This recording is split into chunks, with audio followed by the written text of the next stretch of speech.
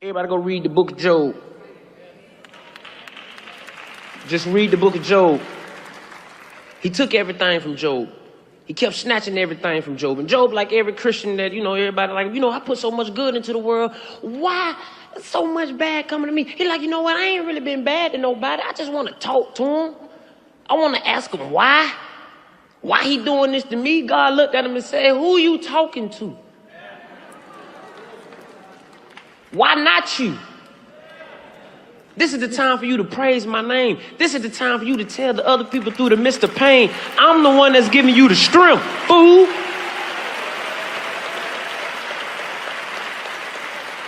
So when people think you crazy, Mom, you ain't crazy. You being obedient. And I'm here to tell the family, big bro, so it's time to be obedient. It's time to take charge. Because I know the twilight zone is real. Like everyone else said, I thought that was an amazing message. I really liked how he referenced the book of Job.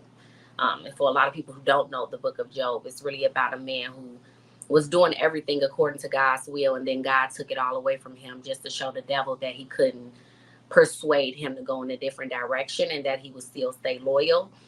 I thought that was a great reference because a lot of times when we go through hardships, when we lose people that are really close to us, when we go through trials and tribulations, we tend to always look to God or just take that moment to say, like, why me? Why is this happening? Why did I lose that person? Why am I going through this grief?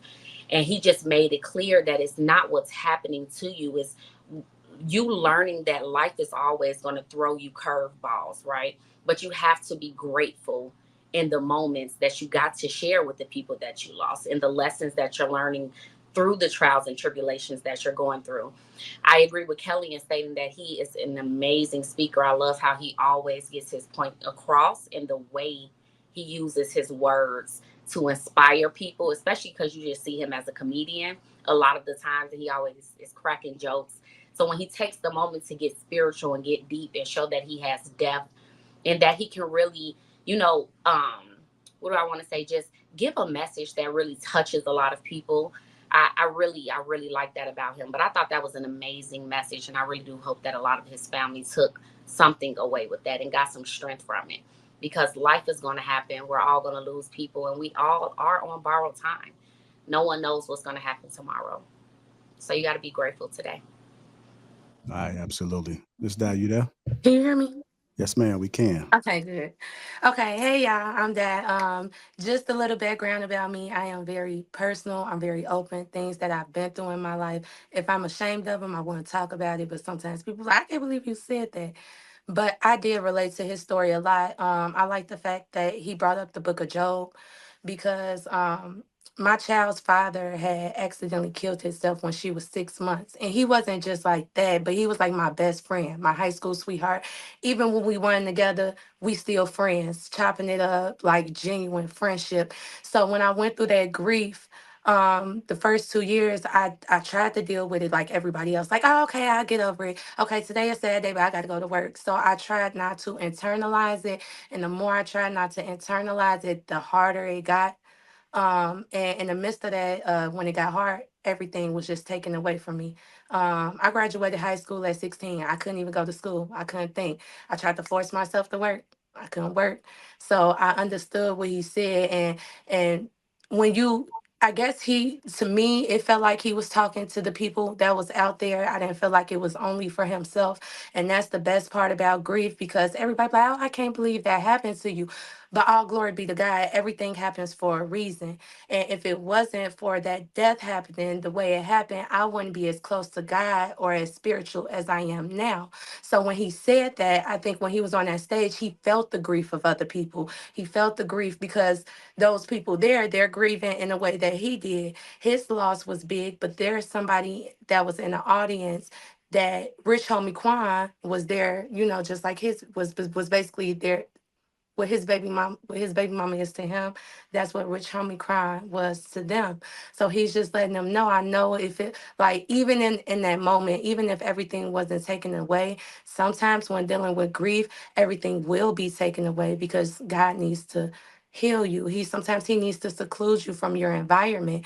And that's the way I see it. When I was secluded from my environment, it was just to heal me, because unfortunately some of us, especially people who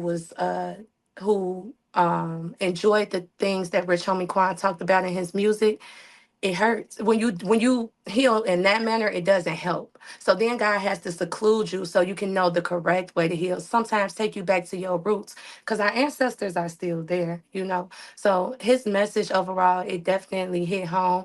I feel like what he said, I say to a lot of people. So it's like, oh, okay, so he is in tune. We are one. When he was talking about grief, it was something I could relate to. So I think he is a very, when his BM died, I'm glad we were able to see this side of him.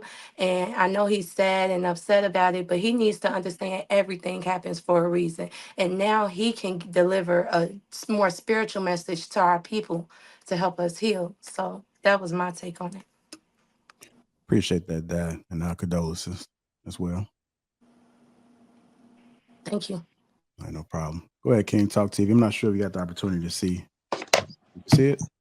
Yeah, I'm familiar with the clip. The clip I had seen it previously. So, I'll say this: he's been speaking from his soul ever since, and I do think when he was, I get the perspective of him talking to himself and having a message that vibrates with everybody else, because we've all suffered some sort of loss, some sort of something that we're, you know, whether it is a life or something just had a profound meaning to us, right? So we connect with the message, and it's been, I don't know, just personally, it's been really refreshing hearing him speak, like the things that he talks about, the fact that you got to keep going. I know what it feels like. A lot of the things he's talking about, like when you feel like you're doing what you're supposed to do, and then it's like, why are we? How much more do I need to lose? Right? Like I joke with myself sometimes, and I say, "There's a saying: the Lord never gives you any more than you can bear." Sometimes I jokingly say that maybe He got me confused with somebody else this time. Right? So I'm definitely joking when I say it, but saying it out loud makes me laugh. Like, so it gives me that extra change of mood energy that I needed, right? Because I'm in a moment when I'm thinking that anyways. So I say that foolishness out of my mouth, and I get at least a half a moment, but for a brief moment I'm laughing about that and not thinking about whatever had me even in that path of thoughts. All right. So he's been speaking to me. He's got, his soul is older than he is, you know? And so I like seeing where he is. That's probably the most I would say on that.